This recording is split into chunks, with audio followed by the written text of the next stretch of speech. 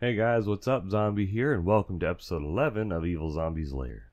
Today we're going to be going over several things. We're going to go over some personal stuff first. We're going to go over movies and TV news, multimedia stuff. We're going to talk about the anime recommendation of the week. We're going to go over some new tech news that I thought was awesome. And then we're going to go into the main topic, which happens to be the best games of 2017. So without further ado, let's jump into this.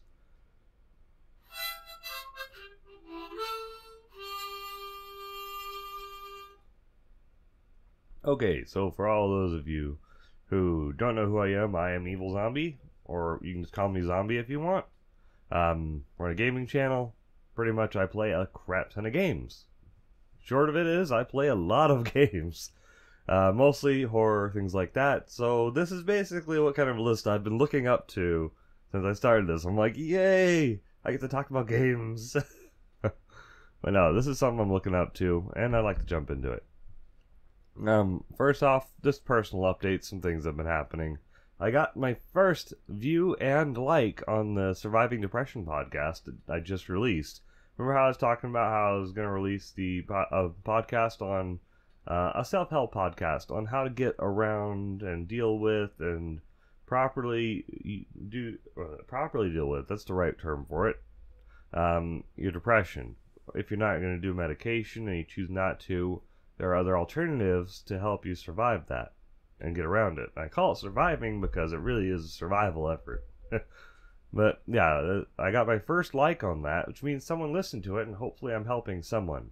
I mean, it's never going to be monetized or anything. I'm just going to put it out there for people to listen to get help from.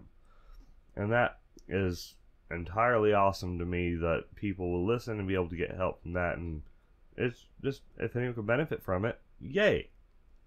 So I'm happy I got the first like on that. I got the notification for that. And yeah, just want to share that with you guys. That one is just called Surviving Depression. It's on iTunes. It's on all your normal podcatchers. So, yeah.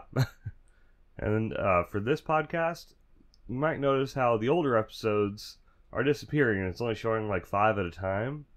That's because I'm on SoundCloud, I'm dirt poor and make minimum wage and have 2 kids. So I can't afford the monthly thing right now. When I can, I will get the monthly thing and have everything shown and uploaded. But for now, all the old ones are on Google Drive, which I will include a link of in the description below. So you can just go and download the MP3 file for it if you want to listen to any of the older episodes. All of them are going to be available on there, and I'm not taking any of them down. I just couldn't have them hosted anywhere free. Oh, and they're all on YouTube too if you're watching. Everything's on YouTube. But I'm going to try and always keep up with releasing newest episodes all the time on the audio format as well.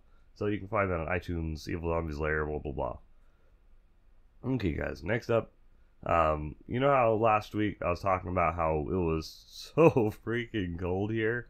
Because, it's colder outside now, and it's windy too. I live in a desert, and it just gets really windy.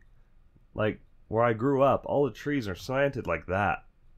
All of them. It doesn't matter where you are in that area. That whole town, all the trees are slanted. That's how windy it is. They just grow like that by that time. But yeah, now we finally got our heater fixed, so it's not 40 degrees in our house anymore. It's not 50 degrees in the house. Now it's actually a manageable temperature. Yeah, last week that was so freaking cold. That's all there was to it. I mean, I love the cold, but that was cold in our house, especially for 4 a.m., I wake up pretty early for this. And it was just like, no, not dealing with it. But yeah, next up, it's something I've been wanting to try and do, but I don't think I have enough of a following to even attempt it. I would like to go about doing a charity live stream at some point where everything would just go to charity and we just do some games, do some challenges, things like that. Probably just play some games and see if anyone wants to donate to a good cause. What would you guys be interested in seeing? What kind of event would you guys be interested in? Honestly, I was thinking of doing something to support the American Cancer Fund or American Cancer Association, or Save the Children. But I would like to do something like that on the main channel. On just the Evilzombie channel. If you guys would like to see anything like that, do a live stream or regular video series, let me know. Let's talk about it, because it'd be fun to try. And I like to be able to do something that would help somebody out, Okay, so the next part of this is of the personal news, last part of the personal news. I lost a lot more weight than I thought. And this is very good news to me. I'm so happy. Last Friday when I was at the gym, was it Friday? I think it was Friday. But yeah, last Friday when I was at the gym, I finally used the scales at the gym. I was like, oh wait, they actually have scales here, and they have a professional one. It's like one of those doctor offices scales. They have a good scale that they have calibrated all the time to make sure it's accurate. I'm 4 pounds lighter on it than the one at home, so I'm like, whoa, yay! Because that was the scale I originally weighed myself on, and doctors, and I would weigh myself, and I weighed myself in several places before I started this entire weight loss journey. So I was 254 before, in March of 2017, 254, and now I'm at 216.2. So yay! I've lost a good amount of weight, and I'm going to try and lose another 20 pounds if I can. I know I can because I got plenty of fat left. But yeah, the goal is to transform. The goal for 10 years is Goku. Look like that. No, that'd be a dream, right? That'd be awesome. But no, guys, so that was some cool news. I was just really happy to find out that I lost a lot more than I thought I had. I thought I was just stuck. But apparently my batteries in my scale here are actually just, we're almost dead. So that might be that. It's a digital scale that I own at home. Okay, guys, moving on to the next part. We're getting into the multimedia news. This I just thought was pretty cool. Mega Man 11 is coming out soon, apparently. And I suck at all Mega Man games, but I still like them. I mean, I have never been able to beat a Mega Man game. I'm terrible at them. They are not my cup of tea for being good at all. But I enjoy them. They're fun. I enjoy bullet hell type games. I enjoy platformers. I enjoy shooting things in games. And it was for the 90s, that was like tops. Rent Mega Man, Rent Mega Man 3, 4.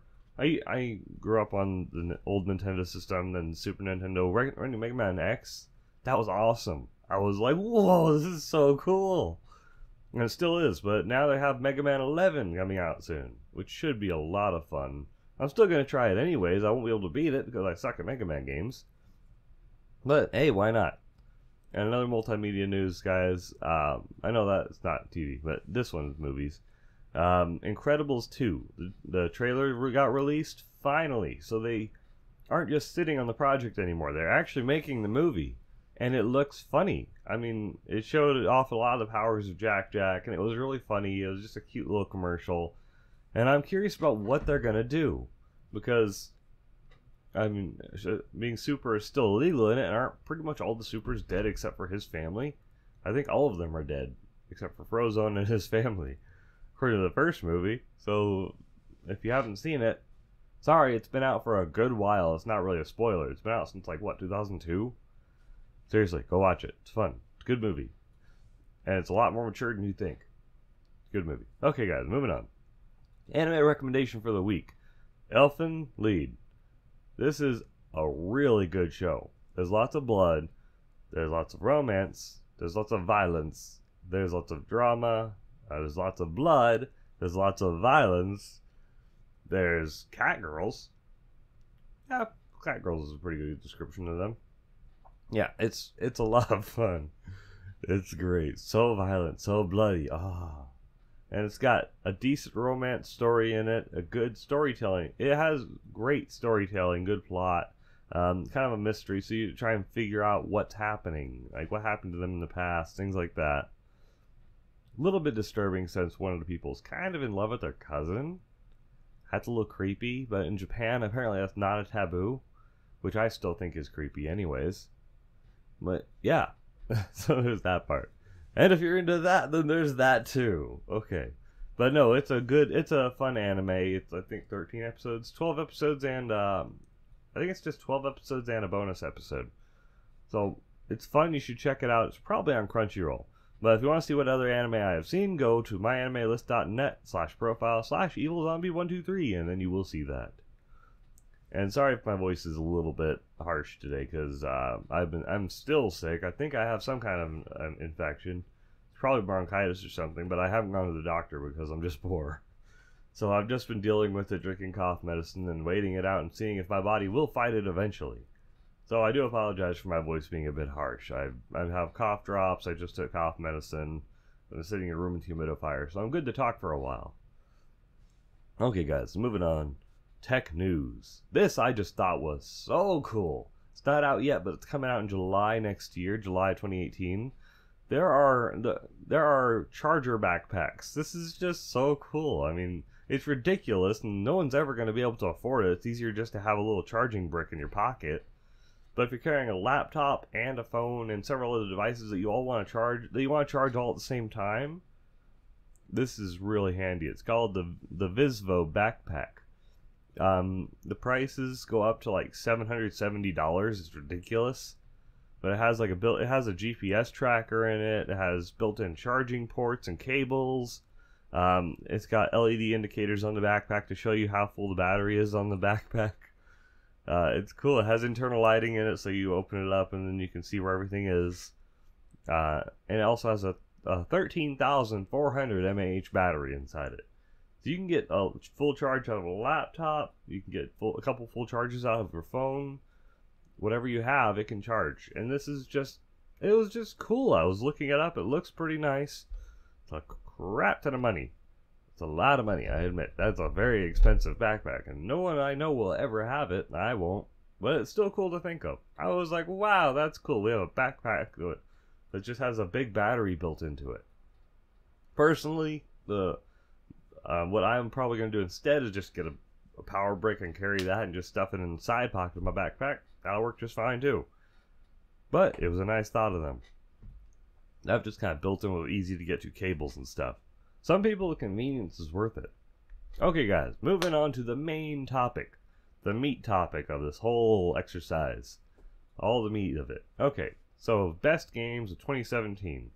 Now, I didn't make a top 10 list. I made a top 8 list because, yeah, not that many games that I have played came out this year. I tried to keep it to stuff that I have actually played, even if I haven't recorded it. So, if I've just played it and I didn't even record it, then I still have it on here. Oh, I got cough. But I tried to make it all things that I've actually tried and that I can give an honest opinion about. Okay, guys. So best games of 2017. Here's our top 8 list. Cause I just couldn't find 2 more. I couldn't think of 2 more. I'm sorry. So top 8. And they're in no order. They're in no specific order at all. Well, maybe I should change that up. I'm going to change that up right now. I have the order in my head. I've known it. I just haven't changed it. I'm going to read it backwards. Okay, so first up, number 8, Bendy and the Ink Machine. Now this, my voice is gone. Okay, I spent some time coughing. Okay, but yeah, Bendy and the Ink Machine is number 8 on this list. It's a very cool, very interesting art style, interesting story. The whole game is not out yet, but from what we've seen, it's a lot of fun. It's very creepy. It has an interesting story that makes you want to find out more. Lots of Easter eggs. It's just kind of a love-hate story telling about, not Disney, but talking about the company that made, kind of like the company that made Popeye the Sailor Man. I can't remember what the company was called off the top of my head. But it's kind of like showing a brief retelling kind of history of that, going from their viewpoint, like a studio that was failing, going through competition and getting crushed by the big competitor. It's kind of like that. And it was just a really cool game. I mean, it's a lot of fun. It's creepy. It's interesting. It has great mechanics in it. Okay, guys. Number 7, West of Loathing. This game is hilarious. I loved it. This was a fantastic game in every way. I mean, I didn't do it on my channel because you've probably seen it everywhere else. I mean, I don't like to do things all the time that have been seen everywhere else. I just like to play what I think you guys will be interested in watching. And you've probably already seen this entire game. If you've seen it before, if you've played the whole thing before, this is not the kind of game that you'd be interested in watching again. I don't think so. So I just haven't done that one on the channel, but it was a lot of fun. If you do want it, then I would do it. But this is a good game, though. I mean, it's really funny. There's lots of little hidden Easter eggs everywhere. Like, if you keep doing the same thing over and over again, the game is like, it's going to tell you about it and just poke fun at you. The whole thing is about breaking the fourth wall. And then breaking the fourth wall and the fourth wall. No, it's just a fun game. Especially after you activate stupid walking mode. Yes, it'll do the worm across the lands, followed by the moonwalk across the next screen. It's fantastic. They have a cute little sense of humor in it. It was dark. It was light. It was everything. It was just a good, fun, simple indie game that was a decent sequel to Kingdom of Loathing, which is another game like that, but you should try it. West of Loathing is all stick figures too, and I think you would enjoy it. Okay, guys, next one up on the list, South Park, The Fractured Butthole. Yes, I know what that sounds like. Sounds like The Fractured Butthole, but it says The Fractured Butthole. No, it's a fun game, and they had a big cup to fill with this one, because after A Stick of Truth came out, everyone wanted perfection from this game. I mean, they had such high standards going in after all the hype because of how good the previous game was. But the game came out really good. I mean, even for all the hype, it lived up to most of it, which is impressive. Normally you would expect the game to only have a few things different. They changed it a lot. They revamped the entire battle system, improved the story, added a lot more Easter eggs and just things to taunt you, break the fourth wall. It was just fantastic in every way. I just loved it. It was a good story, but I did not do that for the channel simply because this is a story game where if you've seen the whole thing, then there's nothing left in it for you, you know? So I played it, I had my fun with it, but I know everyone else has already done it too. So that was one I just kind of left to the side. I did myself. But I was doing other series too in time. Okay, guys, next up, I'd have to say Cuphead. Cuphead, it came out recently, but it's a good game. It's an indie game based on old school games and their difficulty. It's kind of like a platformer and a bullet hell game. Well, yeah, that's a pretty good description. Platformer mixed with bullet hell.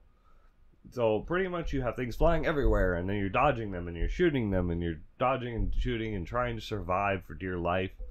And it's like Mario mixed with Galaga. It's really cool. It's an interesting, fun game, and it has such a cool art style. It looks like the classic old cartoons, completely interactive in a game. It's a lot of fun. I mean, there was not much else to say about it other than this is a great game, and you need to play it if you like a challenge, because it's supposed to be pretty hard. But if you've beaten old school games before, this is gonna be right up your alley, and then you're used to that kind of difficulty level. So it's back to the level from when I was in when I used to play on my Atari, I guess. No, Atari and my old Nintendo Entertainment System. Yes, I'm old enough to have played Atari, and I have one under my desk actually right now. I have an Atari under my desk in the box with a whole stack of games with it. It's fun. Yes, I'm old. But yeah, guys, it's a fun game. I think you would enjoy it. Go play that one. It's called Cuphead. You've probably seen Jacksepticeye play it, actually. It's a lot of fun. I'm not sure if PewDiePie's done it. I think PewDiePie's done it. But yeah, Zelda is the next. Oh, no. Yeah, Zelda Breath of the Wild is the next one on our list, guys. This was released for the Switch and the Wii U.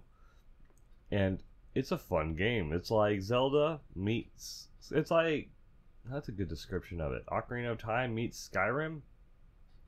More like Oblivion. But yeah, it's a fun game. It's a big open world Zelda game. The closest thing to it in the Zelda series is probably the original one from 1987. 1986 in Japan. But... Oh no, my daughter's waking up. Hold on, let me go check. Yeah, I have the baby monitor here, and I had to check my daughter. She's been coughing a lot. Both her and me are sick. And she has asthma too, so we both kind of go through the same boat. I'm just used to it, and she's not yet. So if she coughs hard enough where she'll throw up. It's sad. Last night she did that, gave her a whole nother breathing treatment, all of that. But we don't have the money for another doctor visit right now. I'm still paying off her birth. Can you believe that? I'm still paying off my daughter's birth. And she's 3. I mean, come on. But no, right now we're just doing our best. Pretty much, okay. Now moving back into the topic, Zelda. Zelda Breath of the Wild. Pretty much the game that's closest to this in the entire series is the original Zelda, the very first one. They went back to the roots and made it look pretty. But they mixed in the elements from the newer games in it. Basically, you just go wherever you want. You're thrown into this huge world and you have to figure it out from there. And there are clues and hints and things that point you in the right direction, but it's all there. It's just boom. And that is something I just love. The open world games just blow my mind. I love it. Like Oblivion, I got about 1,000 hours in. I mean, I did the entire game, all the quests, twice. Skyrim, I did the same thing. I played all the way through it. Did every quest you could find on the map, and all the nitty-gritty places. Then did mods. I installed it for a good while. Then I was like, I want to play that again. I'll just play it for a couple minutes and check it out. Another 500 hours later, did all the quests again. Plus the expansion was out, so added that onto the list. Did more mods. Now I have an Iron Man suit in Skyrim. It's awesome, of course. But no, it's a fun game. And if Zelda is just so legendary and so well polished because it's from Nintendo. I mean, they do put so much care into their games, and the fact that they tried to do an open world Zelda game, it completely lives up to the dream that Miyamoto had, which is awesome. Okay, guys, moving on to the next one on the list, Little Nightmares. This was a cool game. The art style and everything, it felt so Tim Burton. This feels like Nightmare Before Christmas. I mean, it's fantastic in every way. It's dark. It's like a dark, evil version of Nightmare Before Christmas. It looks like claymation all the way through. It's so creepy. I mean, there are just some things in it that are just so disturbing. It's like, you go up, you're like, oh, she's gonna hug the creature. Why is she eating that? Yeah, pretty much. It's so disturbing. It's awesome. I think you're gonna love it. It's so unsettling that it just makes your skin crawl. Some of the things that you're gonna see, you're gonna be like, oh, those fingers. Ah. No, it's really cool. I think you would enjoy that one. It's called Little Nightmares. You can probably get it for pretty cheap right now. It's an indie game, so it's not going to be a $60 game. I mean, if you get it on the Christmas sale coming up, it'll probably be closer to $10. So, great game for you to check out. It's a lot of fun. And next one on the list, guys, coming up at number 2 on the top second one on our list, Sonic Mania. Now this is a game I am loving and hating and everything all at the same time. It's a love-hate relationship with this game, it really is. But I love this game so much. I mean, I adore this game. It may look like I'm frustrated when I'm playing it, but like as you've seen in the recording, I'm just this close to rage quitting a few times during the recording. But it's so much fun. I mean, I love the old school games. I even raised my daughter on them. My daughter, my 8-year-old, can play about halfway through Sonic CD now, all by herself. She can beat Sonic 1 and 2, and she's been able to do that since she was 2 years old. That's when I started her on games. I gave her my iPod Touch with the Sonic games on it, and she would just play that during times, and she loved it, and I would sit with her. When she played Sonic CD, she used to call him a kitty. She was like, me. The cyan kitty. Yeah, but guys, it's an awesome game. Back to this topic. I'm going in nostalgia territory there, and I'll stay there for a while if I stay there. So let's not. But yeah, by the way, she played that when I was in the Philippines, which is a lot of fun. I love the place. It's hot though. It's really hot. I'm not built for that weather. But yeah, moving on to this. Basically, Sonic Mania is like a love letter to all Sonic fans out there. It's like saying, no, Sonic 4, that wasn't a thing. This is the real Sonic 4. This is the real sequel to everything. And I just felt it was fantastic. It's like a direct sequel to Sonic CD. Sonic CD and Sonic 3. It has elements from both of those, and that's awesome. It like makes them canon to each other. Now, you gotta remember that Sonic 2 and Sonic CD were technically both Sonic 2. They were made by different teams at the same time. For different systems. Well, yeah, pretty much different system, because they needed to delay the release of Sonic CD due to hardware limitations. So we got a completely different experience on those games. But both of them are basically Sonic 2. At least that's how they were developed, not marketed. Marketed as Sonic CD being its own thing. Now, Sonic Mania takes the best elements from Sonic 3 and Sonic CD. And it's just fantastic how well it's put together. There's lots of fresh new mechanics that you've never seen before. Lots of things that they got absolutely perfect. Because Christian Whitehead is a freaking wizard. He's awesome when he makes Sonic games. And I'm hoping someday that they release this on mobile, because I'll buy it again. I mean, I enjoyed it. I'm playing through the game and I love it. It's very loyal, and there's a lot for you to do. Okay, guys, moving on to the top game, 2017. The number one game I think is worthy on this list. And everybody played this. It's a lot of fun. It did really well. It's called Resident Evil 7. I have played this enough where I can beat it in about 1 hour, 40 minutes, I think it was. Not too bad. That's my speed run. There are better ones. There are people who can get it in less than an hour, but I've seen people do it in like 1 hour 20 minutes or something. I can't remember. I'll have to look that up. But it's a lot of fun. Which time am I thinking of? Let me look that up. Okay, I looked it up. Yeah, my best time that I've done so far. I haven't recorded this one, but it was about 1 hour 47 minutes. So there are people that have done like 1:32, I think, but they're just crazy. That's good. That's hard. But no, it's a lot of fun. I had a good time on this. I played it a lot. I mean, I played this game a lot. I loved it. I fell in love with this game the moment it came out. I'm still eagerly awaiting the release of the next DLC, which I've signed up for the season pass, so I'll get it whenever it comes out. But they basically delayed it because they want it to be perfect, and I do admire that. I got nothing but respect for that.